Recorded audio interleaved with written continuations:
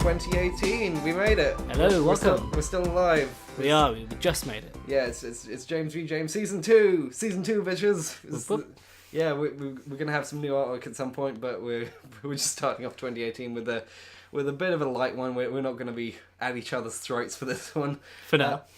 Yeah. No, we're gonna be looking back just at the general political stories that rocked 2017, that had us on the edge of our seats for the fucking reality TV show that politics has become at this point.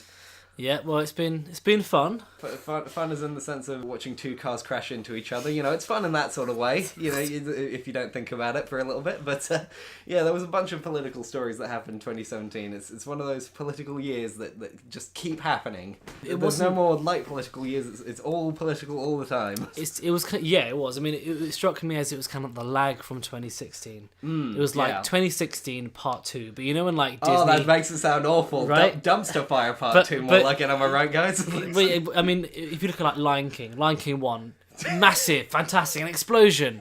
Lion King 2, a shit shadow of the first one. Oh my god, that is like the most shade anyone's ever thrown at a year. You're the Lion King 2 of years. Yeah. That is cruel. Very Absolutely. cruel. But yeah, no, I would describe it as the Lion King 2 of years. Oh wow, that's ow. Yeah, but in terms of what actually happened, so we had Brexit grinding on, still being just good old Brexit. Nobody's happy about it now. Nobody's happy about it now.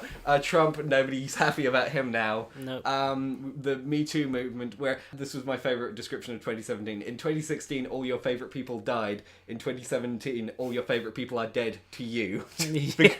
because of the Me Too movement and just like all the sexual harassment that was supposedly happening. I remember the Kevin Spacey thing. And that hit me like a brick, because I loved Kevin Spacey. Oh yeah, all the other ones, like Harvey Weinstein's like, yeah, you can believe it. Yeah. But it's like, no, too, Kevin? Yeah. No, not you. You were one of the alright ones. Oh no. And yeah, there was a few other ones where it was just like, oh no, not that guy. And like George Takei got accused with it. Stan Lee recently. Louis C.K.? Louis You know what, I was glad. I always hated that guy. I had never liked him. I didn't hate him, but it's like... I wasn't glad, obviously, but it was just, I never liked him, you know? My suspicions were confirmed. I was not surprised. Like, I don't hate him, I kind of liked his comedy, but it's like, yeah, I can kind of believe he'd wank in front of a woman. It's just like, he's one of those, it's like if you were friends with him, he's one of those weird friends where it's like he makes a few too many jokes where it's like, that feels a bit too much like you had a real experience there, where it's like okay, alright, yeah, fair enough. But yeah, that movement was, I mean, it was named the Person of the Year, which time really needs to fix their definition of Person of the Year.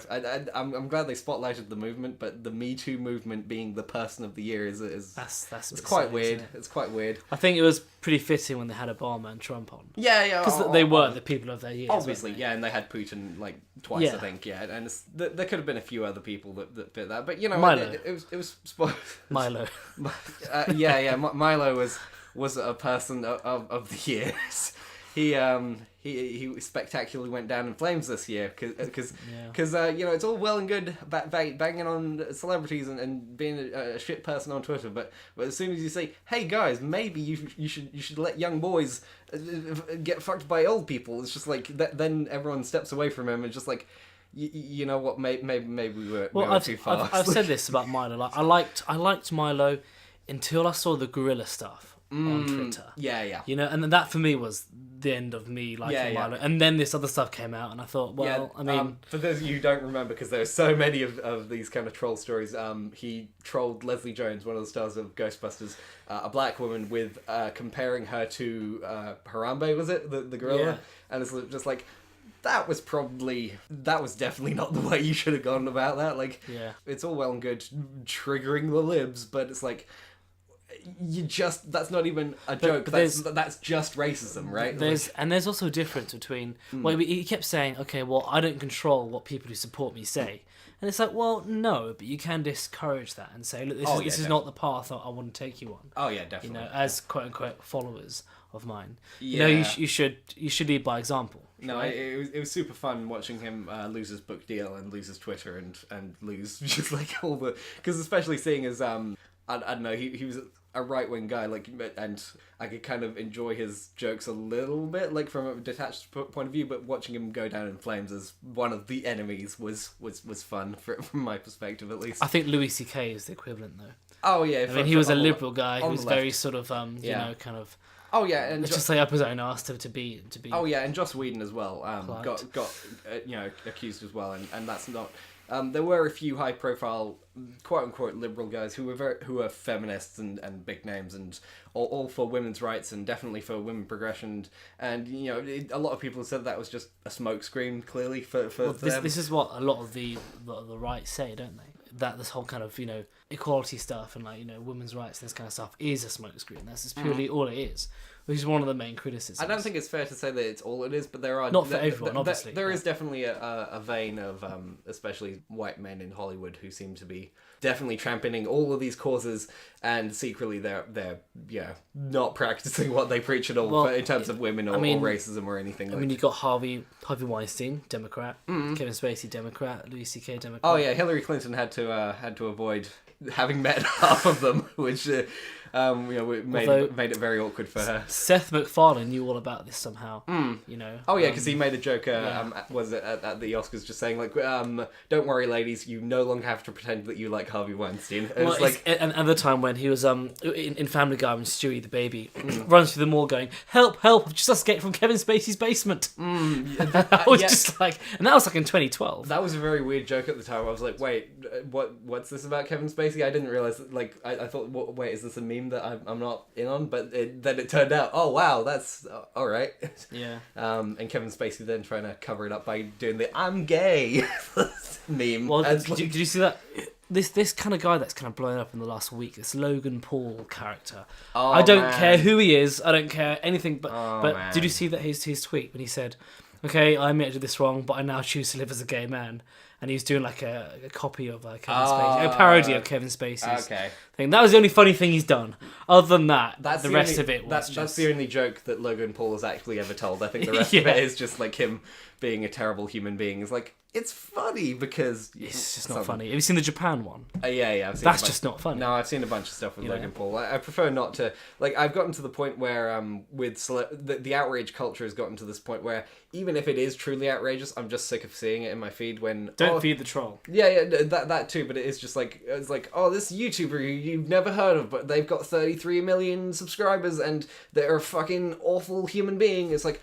I don't want to hear about this. Yeah. And like 2017 hasn't had enough awful like actual things to worry about that just doesn't compare anymore, you know, like when we're honestly concerned it's about actually boring. Yeah, it is, right? Boring, it is. I want to hear actual discussion. I want to hear an actual conversation going. Yeah, speaking of which, going more into specific news stories, let's take a run through some, because we're gonna jumped around a few of the little ones there. Yeah. But specifically, I mean, Trump obviously has dominated the news cycle for the entire year, because this is his first full year in office, and a lot of that was dominated with the whole thing of him really just being completely aberrant and dunking on the press and like being this super weird, like, because we have to keep saying it that this is weird for a president to say that the press is bad in general and lying and like degrading the First Amendment and saying like he doesn't want stuff published. And there are so many stories of this that were quite troubling. That you know, I mean, it's a worldwide thing of Trump just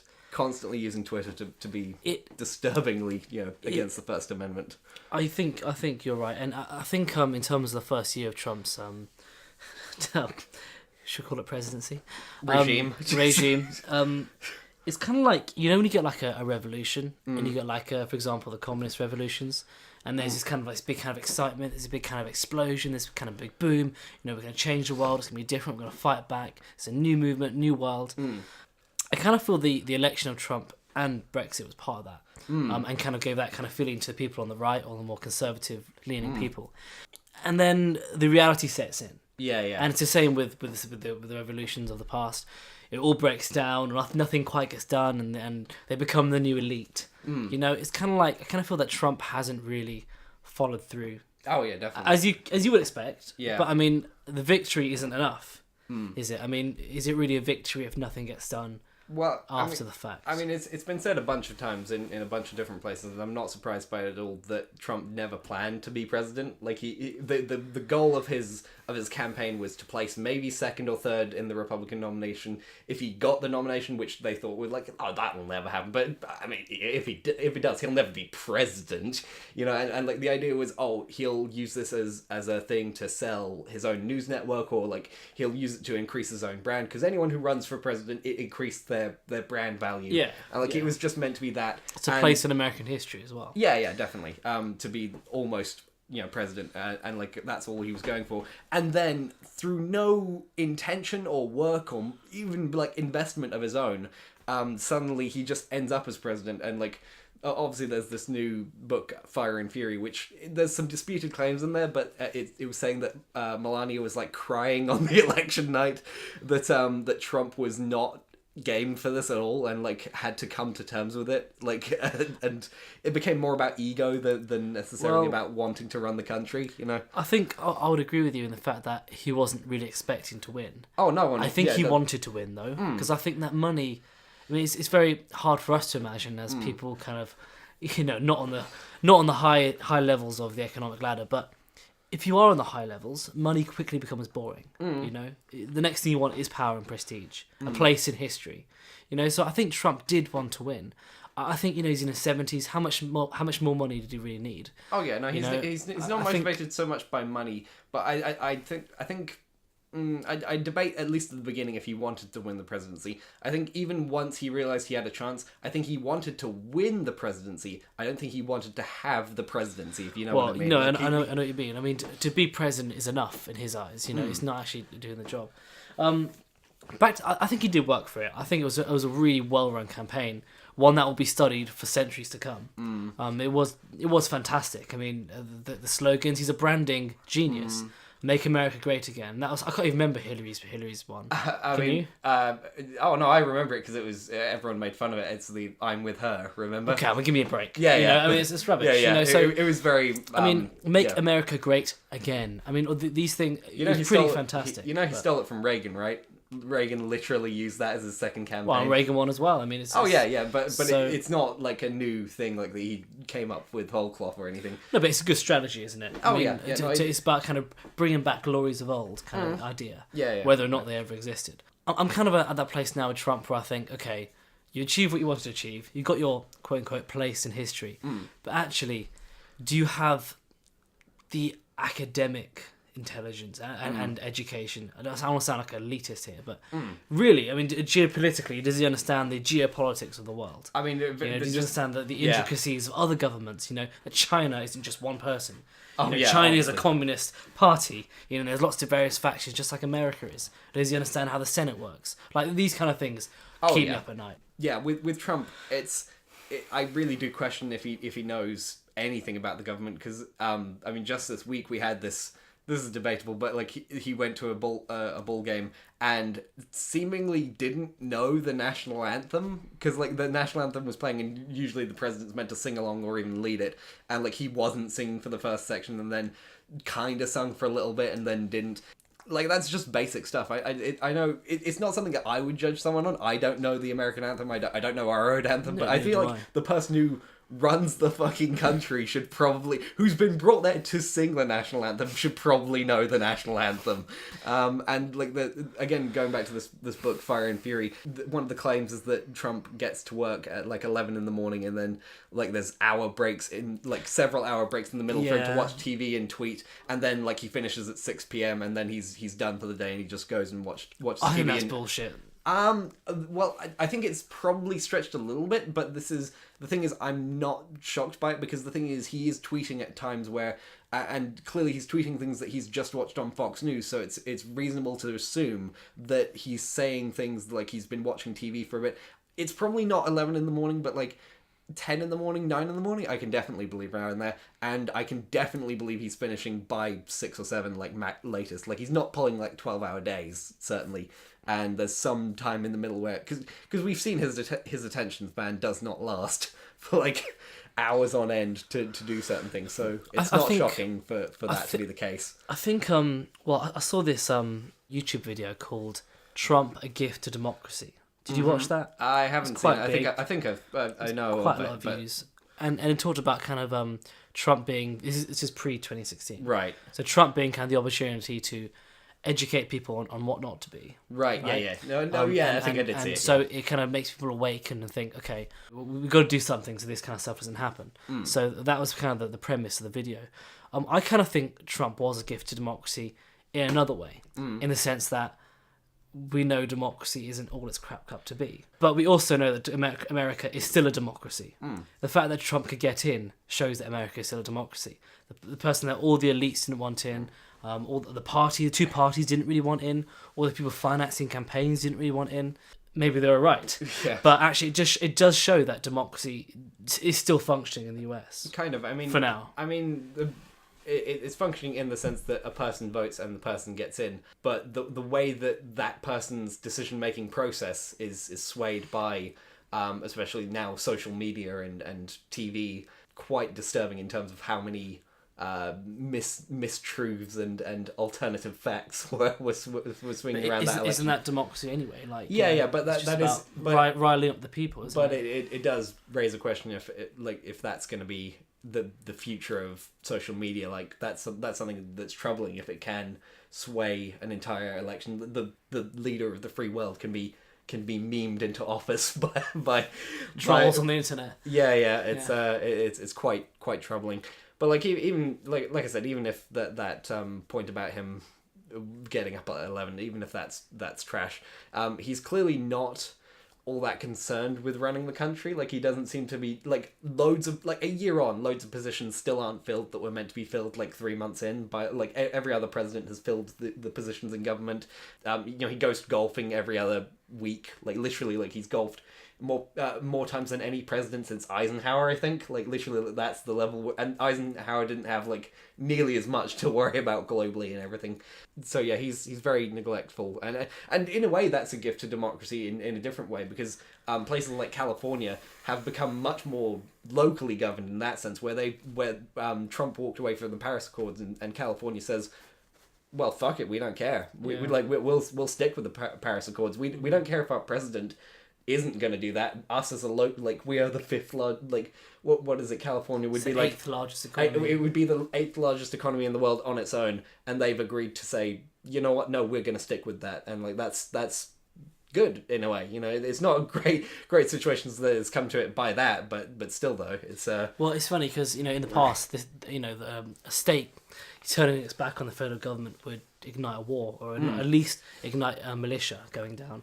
You can't have a militia come down to California. We kind of reached an age of such peace that actually that kind of stuff could be the first step towards the dissolution of the US in the next 50, 60 years. Yeah, who knows? Because no federal government's not going to come down with guns anymore, are they? So what power do they have now? Yeah. It's I mean, with the federal government can go into any state and override their laws, especially with the marijuana laws.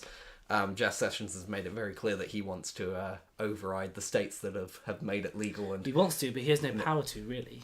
Legally, he does. Like because federal law trumps state law, especially on drug policy. They could just send in federal police and say, okay, you're not enforcing this law, we will, and like they could at any point, but it's practically they haven't. But they haven't because it is a thorny issue and everything.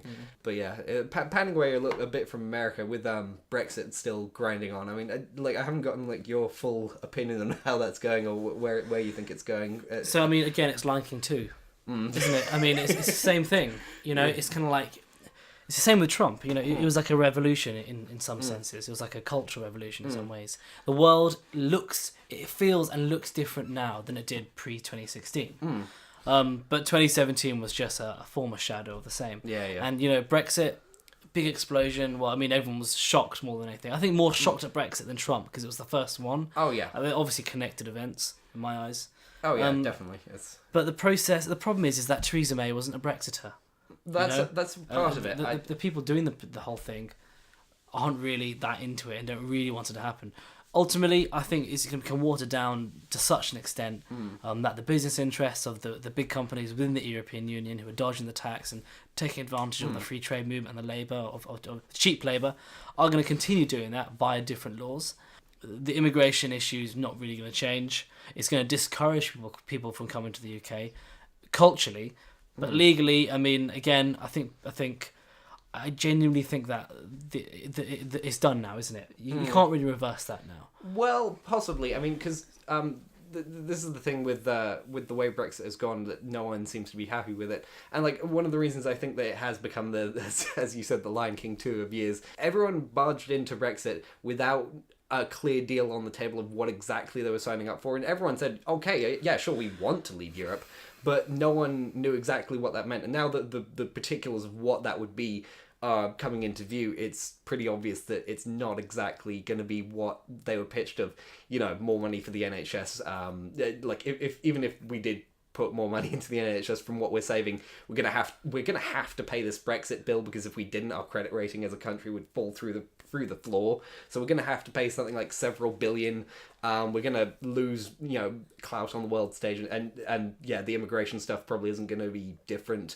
The money situation isn't gonna be all that different. Yeah, no one's happy. I'm thinking what could happen is that if all the stuff goes through and like they do all the negotiations next year, they could say, put it to Parliament or a new referendum saying, okay, look, we finally worked out the deal, this is what it is, do you want to actually go through with this? Because a lot of people in Brussels have said, you know what, like, if you guys changed your mind, we'd be angry, but it'd be better than you leaving, so well, I mean, so it'd be, it's possible. It's possible that it could just, like, that we all, I don't know, it wouldn't be great because it's like an abusive relationship, but like, once you punched the wife or whatever, it's not going to be great if you stay together. Like, it's still not a great situation, and there's definitely a bloody nose in this, and it would probably still need to eventually break up, but it can be patched up for now. James, do you not think there's been a childishness from Brussels? It's kind of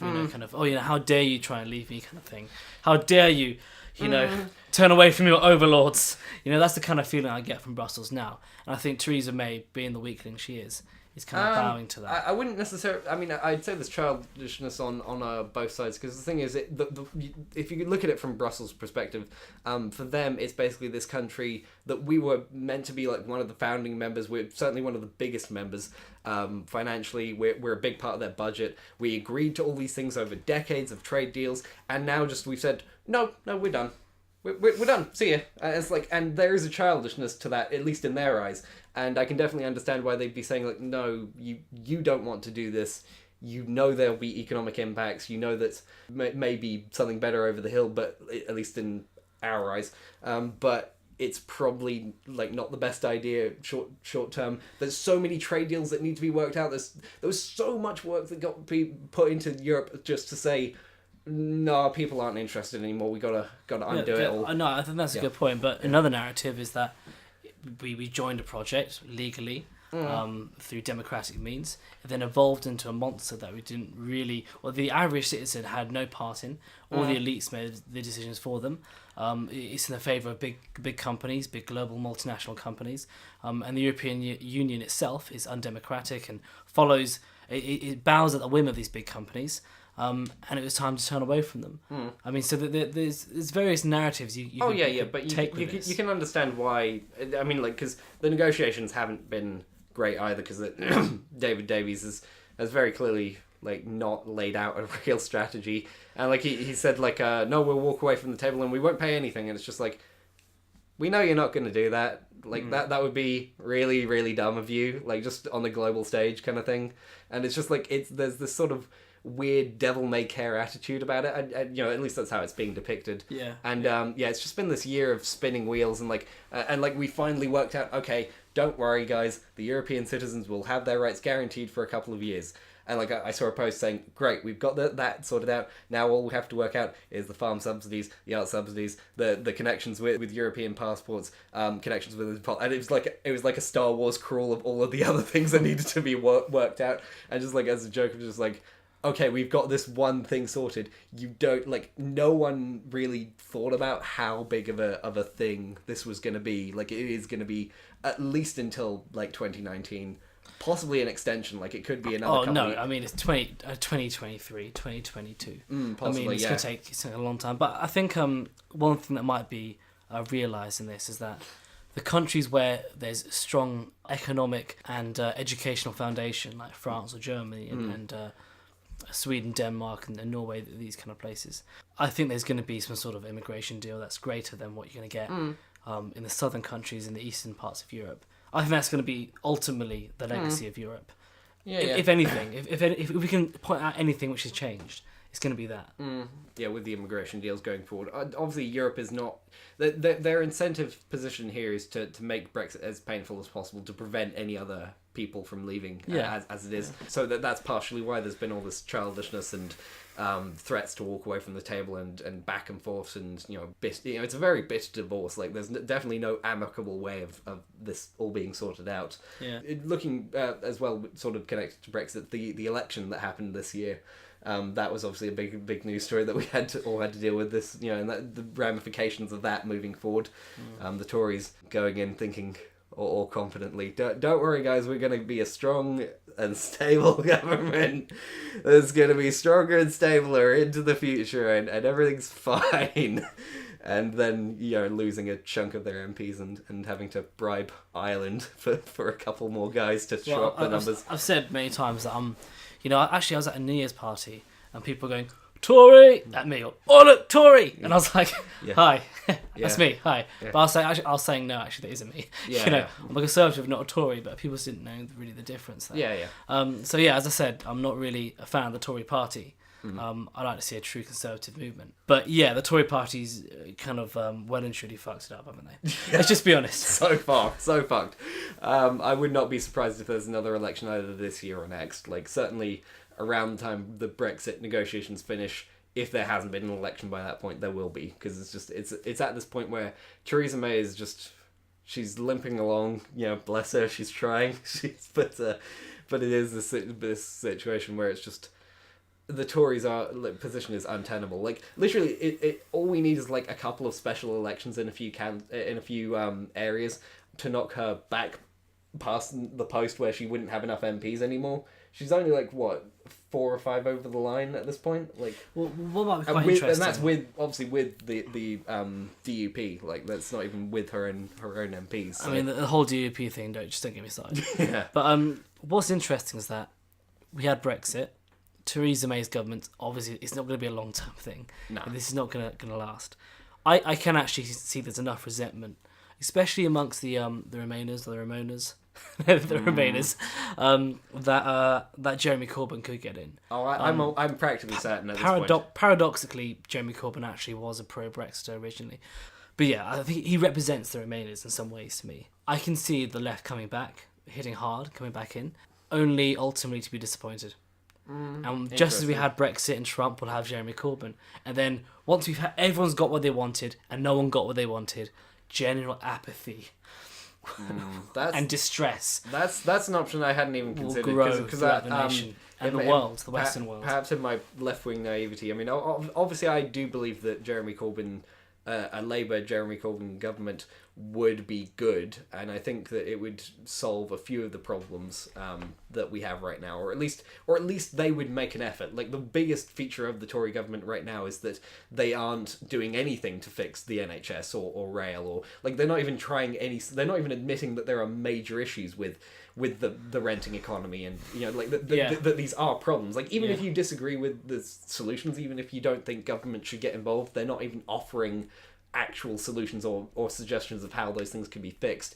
So I think that at least a Labour government would feel like an active force trying to fix things. So even where they would probably blunder in some places, I feel like they would at least be respected for trying. Theresa May's her Conservative government has very much become the nasty party again. The ones who are more concerned with pushing a fox hunting bill through than what was that? Yeah, I'm sorry, but I saw that and I thought, really? Yeah, like an undergraduate taking politics could tell you that's a shit political strategy. Right. What are you thinking? Right. I was amazed beyond belief when I saw that. Yeah, and like they quietly dropped it this week of just actually no, it's okay. Fine, just leave it. It never happened, guys. Never happened. It's like. Hey guys, let's not do the fox hunting thing. It turns out most people think it's fucking awful, and that it only sways rich people. I mean, it was called the fox hunting bill, but actually it was kind of under the umbrella of the put into law that animals don't have sentience. Yeah. I mean, give me a break. Yeah. Anyone who has a dog or even a fucking hamster Yeah. knows that animals have sentience. Yeah, no, even if you know? don't agree with the whole animals have sentience thing, like just vegans and vegetarians in general are all obviously going to be very angry at that suggestion. That needs to be put into law. Like that's a very disturbing idea. It is. And well, sentience. It's an ambiguous term. Sentience implies consciousness. We know animals are conscious to a certain level, right? Yeah. But put all that aside. That's a philosophical argument we can have another time. Put that aside. Animals feel it when you punch them. Oh yeah. Animals feel pain. Yeah. Right? No, it's still cruel. Not that you should punch them to find out. No. But animals, it's obvious that it's cruel. And Yeah. to me, actually, if you look at it statistically, foxes aren't vermin anymore. Yeah, exactly. So even in the numbers-wise. countryside, so it's negligible. Yeah. Especially with factory farming. Is the government really going in there looking after the small farms? Yeah. Yeah. I mean, this is why I'm partially looking forward to when we all switch over to. I don't know what they're calling it this week, but like in vitro meat or clean meat. Yeah, the stuff where it's grown in a lab where it's just pure muscle and fat cells. So it's like it doesn't harm the animal. You've just grown meat in a lab, basically. Once we have that, then the ethical questions and the environmental problem goes out the window because it requires like 95% less water and it produces like 99% less CO2 and stuff. So but the economic incentives and power problems will remain. Oh, I think there's huge economic. We have the science to change our cars, but we don't want to. No, but I think there is huge economic incentive for it because it costs a lot. It costs more now because they haven't quite figured out a way to mass produce it.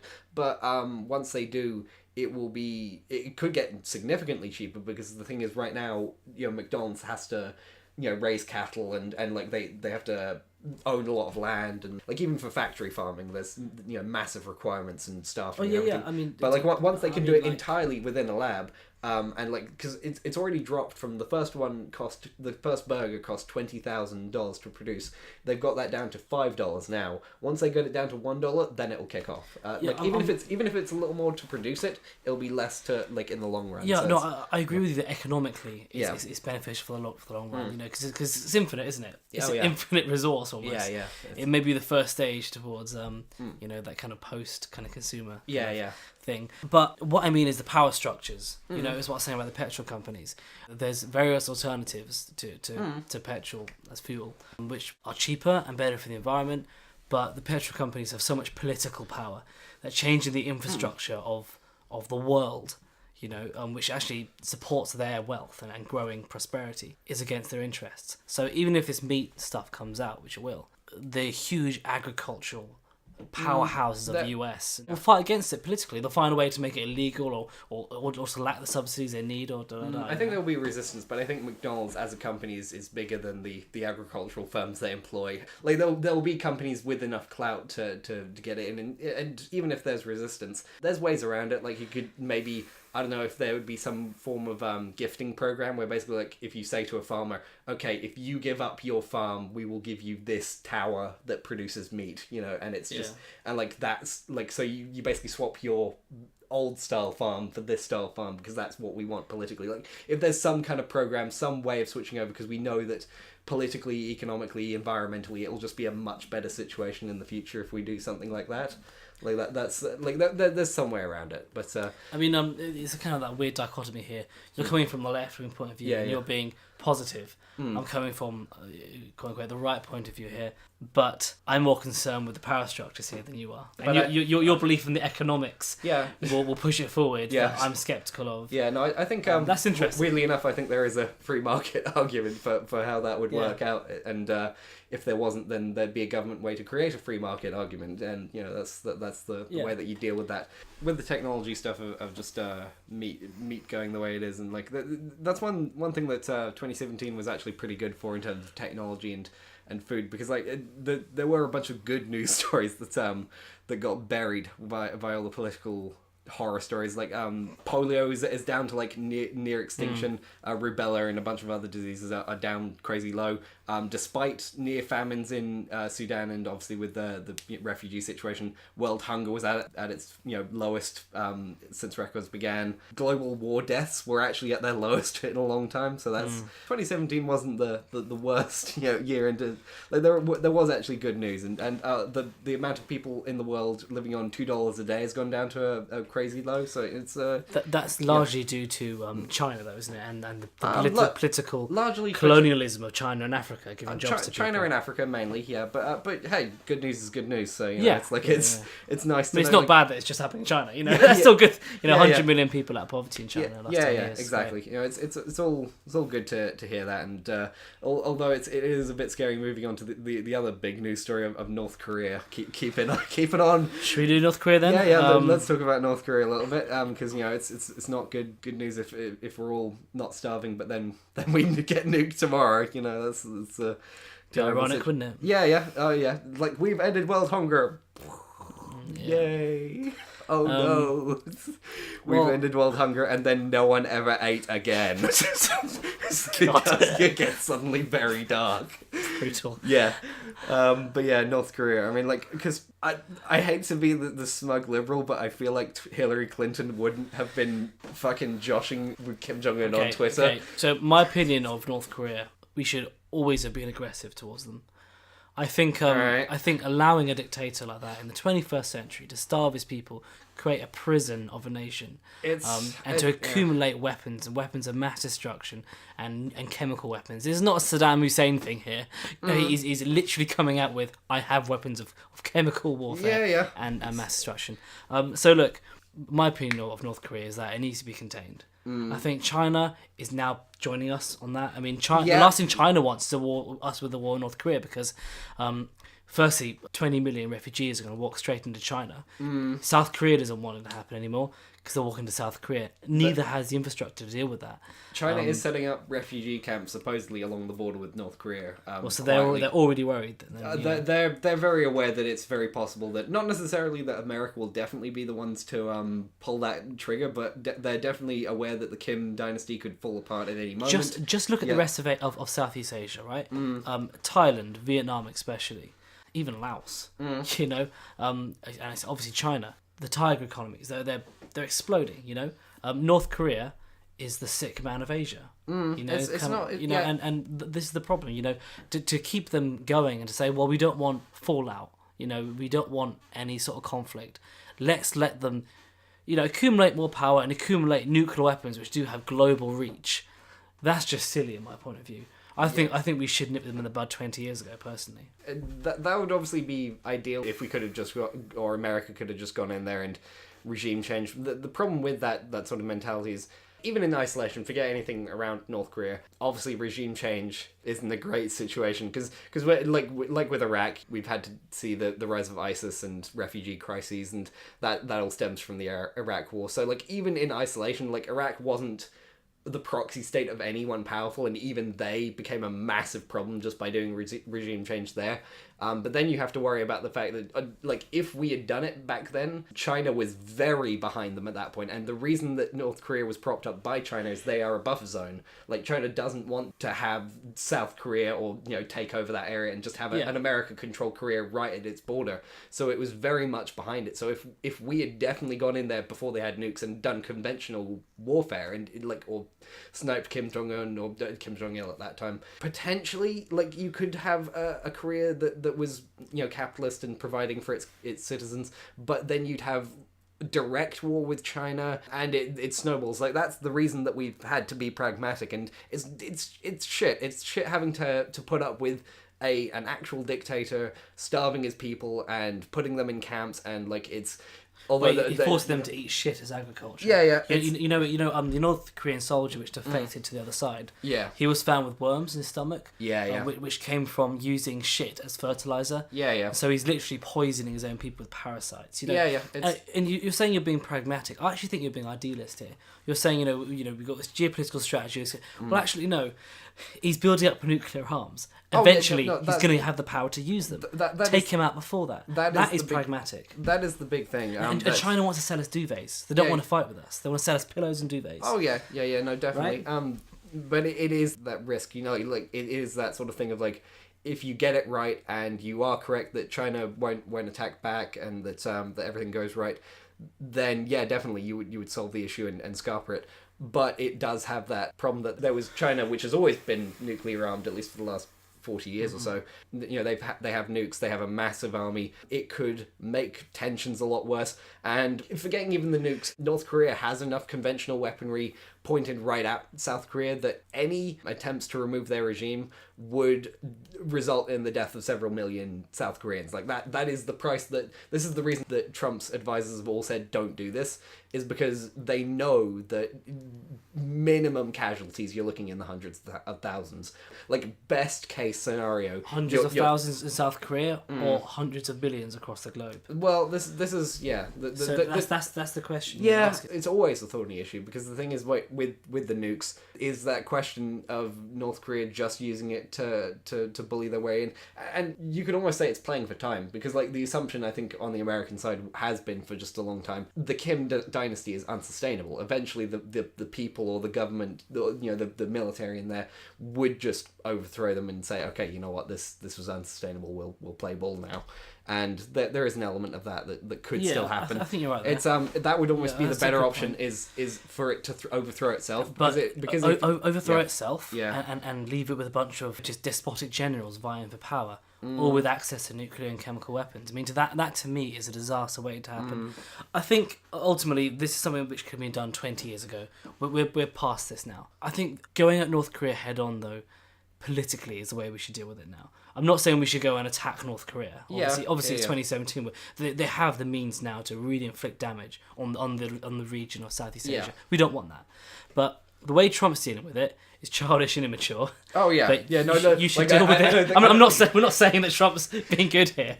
You don't need obviously you don't need a political science degree to say tweeting about the size of your button is not the way to solve this. I was flabbergasted when I saw this. I thought it was a parody tweet. I had to look up the tweets. Like, no, that couldn't be real. I thought that. Well, I get like Twitter emails where it shows me like an email from certain people, or of tweets of certain people, and I saw that and I thought that's got to be a troll. Right. But the way we should deal with it now is to say to China, as Trump says, China. Yeah. But we should say to China, unless you rein in what's happening with Kim Jong-un, we're going to put certain customs and taxes on your goods. Yeah. But that requires strong leadership and requires us to put our prices up in the West as well. Yeah. And there's a price to pay for, I don't want to sound too Reaganistic here, but freedom. Yeah. There's a price to pay for it, Yeah. And that's a price that most people in the West, apathetic as they are not willing to pay. It is politically difficult because you would be inviting a trade war, and this is where I think if Trump had the courage of his convictions and actually was a strongman leader, not just putting it on because he wants to sound big. If he actually had the courage and was saying, no, I'm going to do this because I believe in this, then there would be some respectability about it. But when he's just tweeting randomly and doesn't seem to have any flow, sometimes he's saying, no, we've got to talk to China, we've got to be political about this, and then the next day he's just flying off the handle on a social media. It's very clear that there is no plan here, and that's the scariest thing of all. I was just about to say that it's scary, because you want, at least if we had someone who I don't agree with politically, right? Someone who's extreme left or whatever. At least they have a plan. Yeah. It's like the Leviathan thing, you don't want a dictator, but you'd rather a dictator than anarchy. You'd rather be scared of the big man than 100 other men. It's this kind of idea, so I will say it's getting scarier the more tweets kind of hit the fan. I will say that the more the Trump dynasty or regime or premiership, whatever you want to call it, the more it goes on, the more it goes on, the more it shows just how little they need the president for the day-to-day running of the country, because a lot of stuff is just getting done, and it speaks to the structure of America's democracy. If their democracy was more fragile, he would be a literal dictator by now, because he could, if he had the ability to change the Constitution in terms of the First Amendment, he'd absolutely be going full blast on it. But it speaks to their institutions that it's quite possible that he'll either be impeached or he'll just be a one-term president, because that's a great thing, is that, 4 years, and then if you've done a shit job and your approval rating is in the toilet and your party seems to be just self-immolating for 4 years, then the likelihood is you'll be out of power, and hopefully he doesn't start war in that time. Well, I mean, it kind of rings back to what we were saying in the beginning. Yeah. Maybe Trump is the gift to democracy.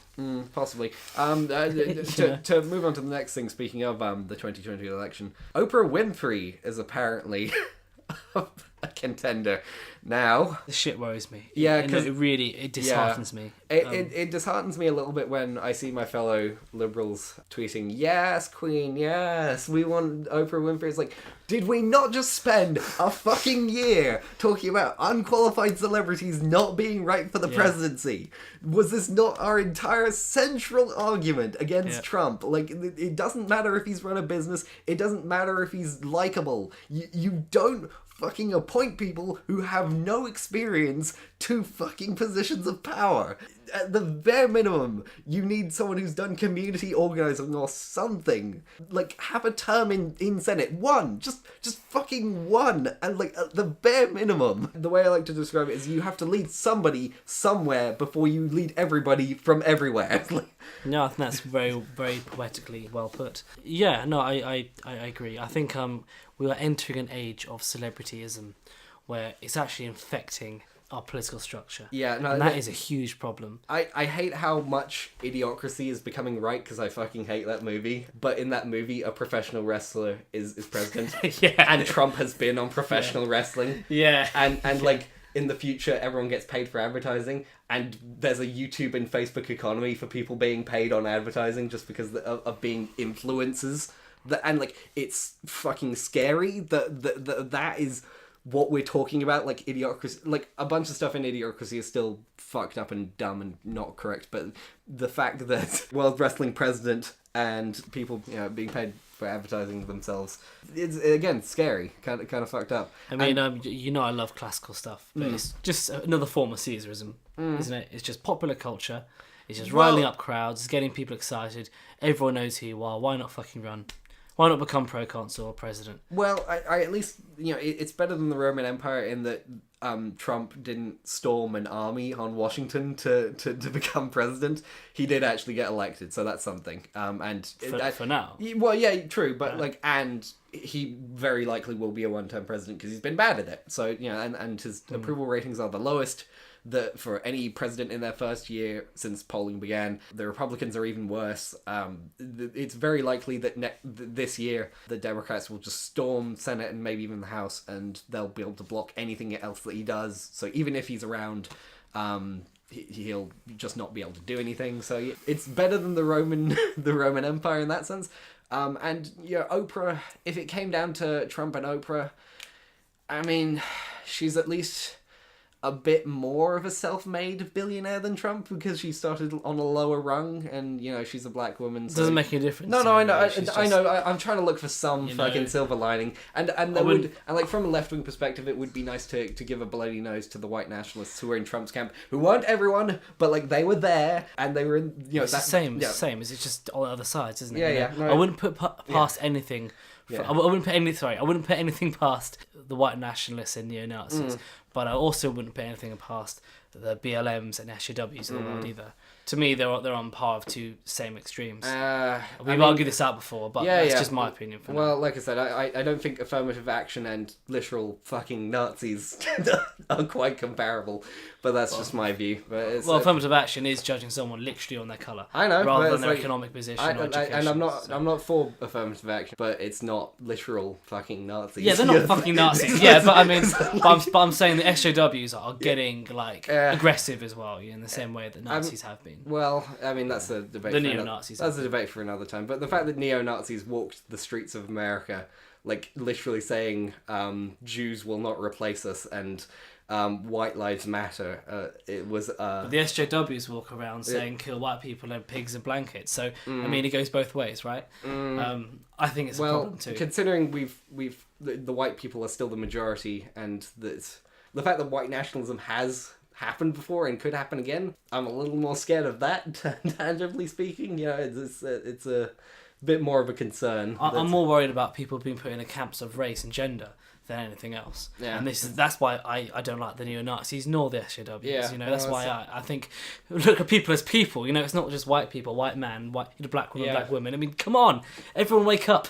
Yeah, you know, it's that's my thing, really. Yeah, it's been a weird year. I think that there is going to be a bit of a backlash to Trump and definitely a left wing. Yeah, whoever the Democrats run, no matter who they are, even a corporate Democrat like Cory Booker or whoever, wouldn't be exciting. But you know, literally Trump. Like as long as Democrats turn out, that's literally all they have to do. It's going to be down to turnout. And if the Democrats turn out for whoever they pick, whether it's Oprah or fucking. Like, literally people are talking about, like, Mark Zuckerberg running, which would, frankly, be more scary than Trump, because Trump is just negligent and fucking stupid, but do we really want King Facebook running the fucking country?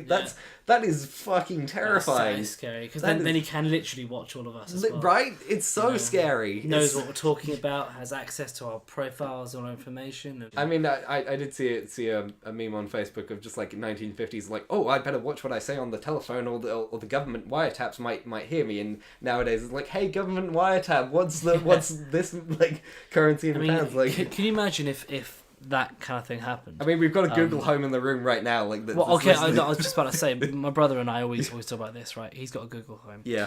And he was like, James, be careful, don't joke about that because they can hear us.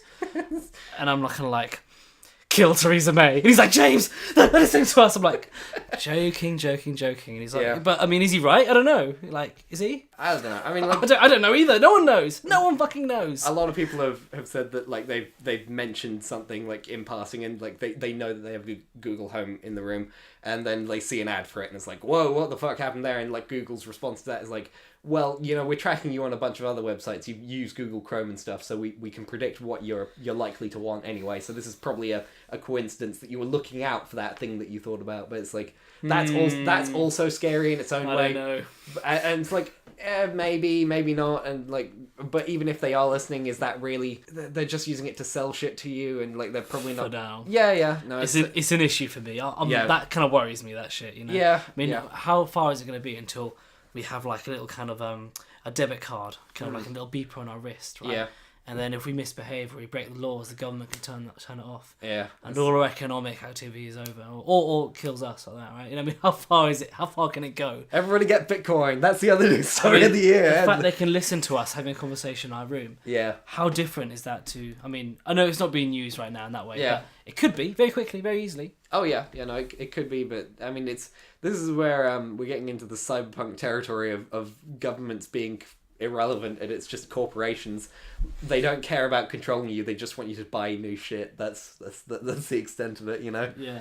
Right. Which is scary in its own way. Yeah. But Bitcoin was the other big news story to round out the year. I loved that. Yeah. But it's gonna crash. It is. Yeah. Clearly gonna crash. I was so upset because I saw it starting to go up around like 5,000 middle of the year, but I was like unemployed and had no money at the time, and I was like, I really wish I could fucking. I would have bought like a couple Bitcoin, and like that would have been like a nice chunk of money, and I knew that I would be cashing out around the 10,000, 12,000 mark. It got up to 20,000, and that now it's crashed back down, and it's like.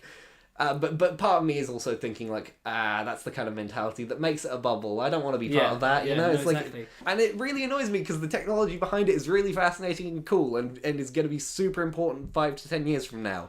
And we are in that .com bubble stage of it, but it is a bubble right now. It's very frustrating. It is. But I was talking to a guy at my work, and he was saying to me that Bitcoin will now be accepted by McDonald's in the US soon. That's the first step, isn't it? There's been a bunch of these news stories of Bitcoin being accepted by Amazon, and that made the price jump up like 30%. It was crazy for like a week, and then Amazon said, no, we're not accepting your currency that fluctuates by the fucking minute. What do you think?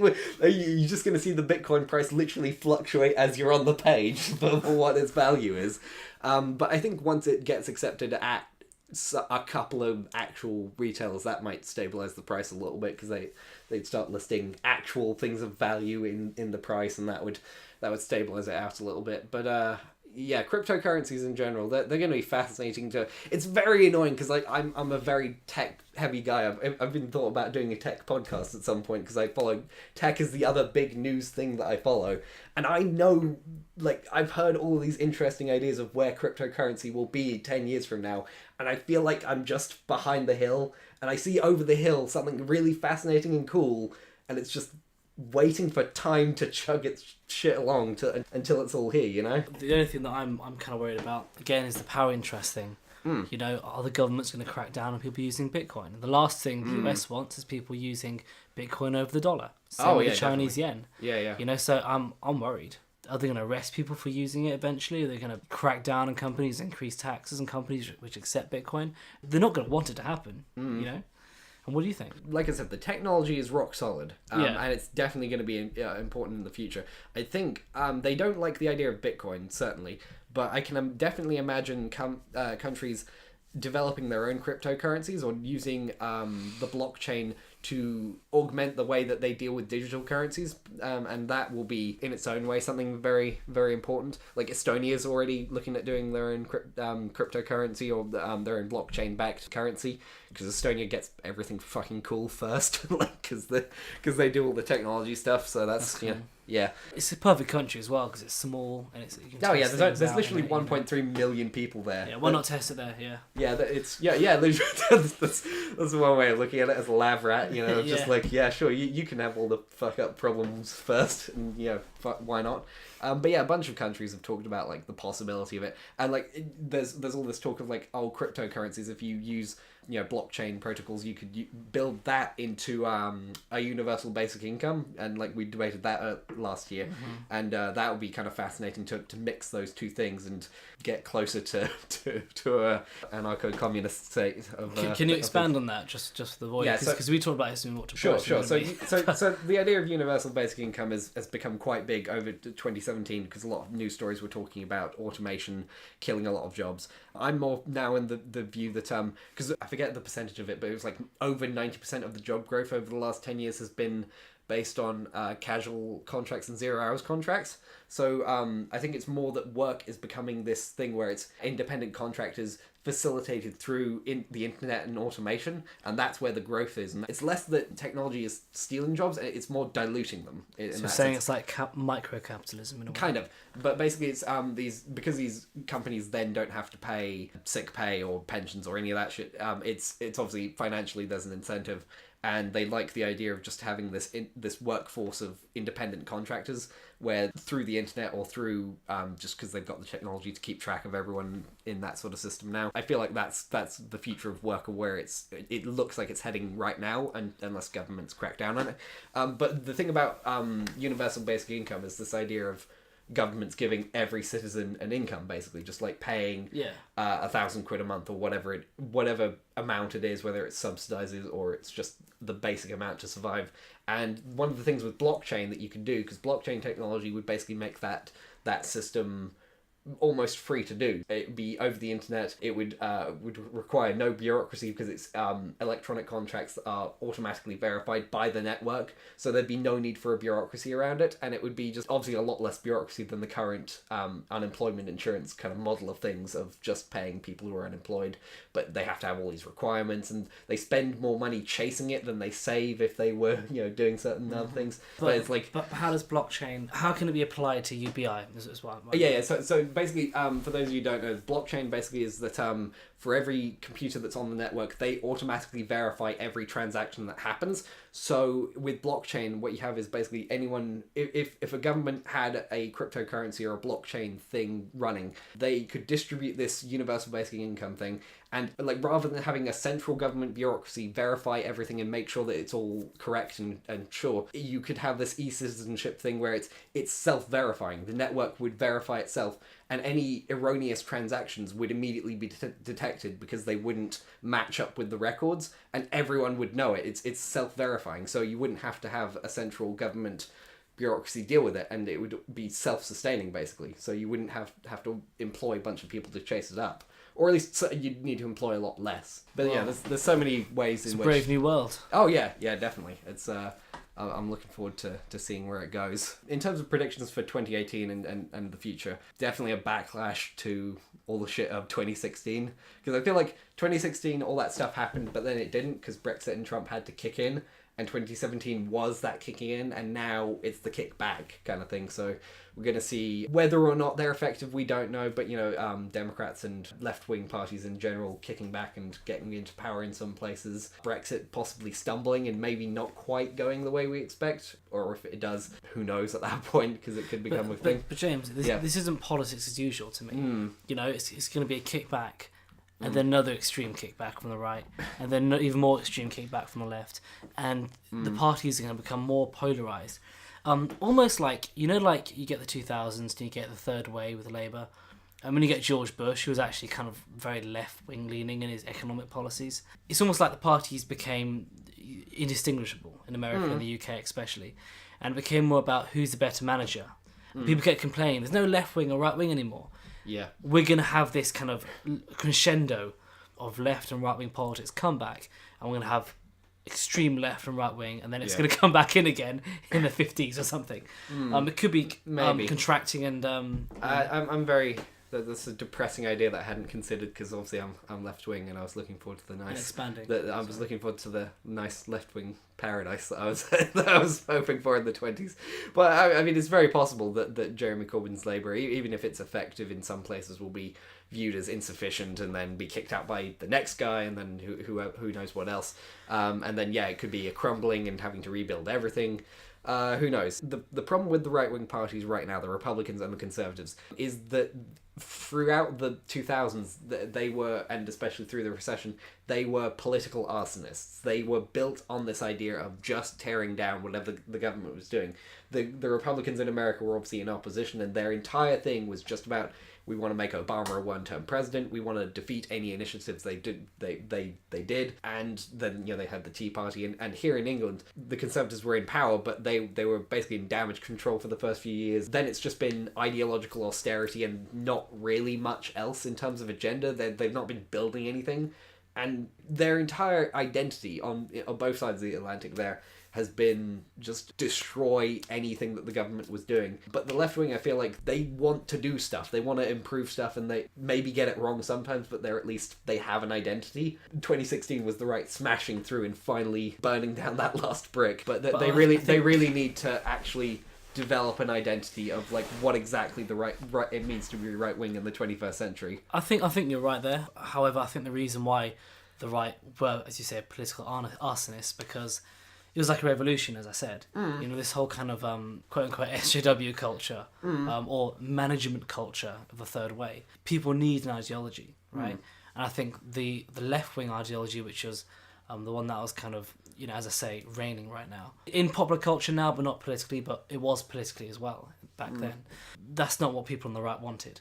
So they knew what they didn't want, but they're not sure what they wanted. So I think this is a kind of a touching feeling period now, where the right's going to find out what they want. But you know what? I kind of think that that is the difference between left-wing and right-wing politics, The left want to change society. The right, or conservatives, it's in the name. They want to conserve society. They want to keep what they have. They want to value tradition. They take value in ancient wisdom. When the left are saying, no, well, that was all bullshit, let's create a new future. That's where the political difference lies. So in some ways, the right will always be political arsonists because they're always trying to stop the left from changing things. But you are right, in the 21st century, what does it mean to be a right wing? Does it mean that you have all-out capitalism and you let huge companies rule the roost? I don't think that's right wing anymore. Is it nationalism? Is it looking after people within your own country and with your own ideals and your own culture? But then in doing so, you have to adopt left-wing philosophies or left-wing policies. What does it mean to be right-wing? I think that's probably the best point of the podcast so far. Thank you. Yeah, no, it's I mean, I don't think left-wing people were too happy with the way things were going for the whole 2000s, because I mean, people on the left don't look back at the Tony Blair years as great times, because they see it as this neoliberal consensus that was Tory light, or that it's like it betrayed the actual left-wing values. So no one was actually happy throughout those times. It wasn't just the left-wing reigning supreme. It was this like you say, third way that was meant to be please everyone and therefore please no one, and it is this polarization thing now of people have found more solid ideologies, or at least they're trying to find them in the muck of it. But the left wing is deciding, do we almost want to try and make communism work? Do we want to maybe have another crack at that experiment? Do we want, is the Nordic way of just socialist government, democratic socialism, is that a perfect system? Could it be applied here? What is the culture right for it? It's touch and go, and it's the way I describe it is it feels like 2016 was seeing the explosion start, 2017 was the explosion, and now's the aftermath. Or Lion King 3, I guess. Lion King 3, yeah. That's when Scar comes back. No. It's and then yeah. It's like, no, wait. They did Lion King 1.5, Timon and Pumbaa's story. Oh yeah, they did. Wow, that's is that what we've got to look forward to? Rewriting 2016. I don't know. Oh, that'd be awful. Running around the back scenery of 2016 in a political sense. Jesus. I think in some ways, I think that the left lost their economic leftness, right? Yeah. And the right lost their traditional right-wingness, if I want to put it in those basic terms. Yeah. So you guys gave up your economics, we gave up our culture. And I think that's kind of coming back now on both sides. Yeah, definitely. And I think actually, I think economics for a lot of people is becoming less important. In the face of the cultural problems. And others, it's just the economic stuff. So we're almost having two separate arguments all the time. But no one's pointing this out, are they? People are just saying left or right. And again, what does that mean now? Yeah. It's not the 20th century anymore. Yeah. If we can get through this century without communists versus Nazis again, that'll be fine by me. Yeah. If we can avoid making that mistake again, that's where we're at this point. That is the bar set. Please don't have communists versus Nazis again. And I think that's closing out the episode. No one had fun, did they? No, it was not fun. And I think we should learn from that lesson. SS uniforms and the hammer and sickle, they look cool. Good design work. Props to them. Nice, good brand recognition. Don't do it. That's the lesson for this week. And hopefully this year we'll keep the debates going, even if everyone else stops debating and starts grabbing the guns. Yeah, we will always. Yeah. So follow us at James V James Pod on Twitter and consider supporting us on Patreon so that we can keep this going for another year. Cheers, guys. Bye.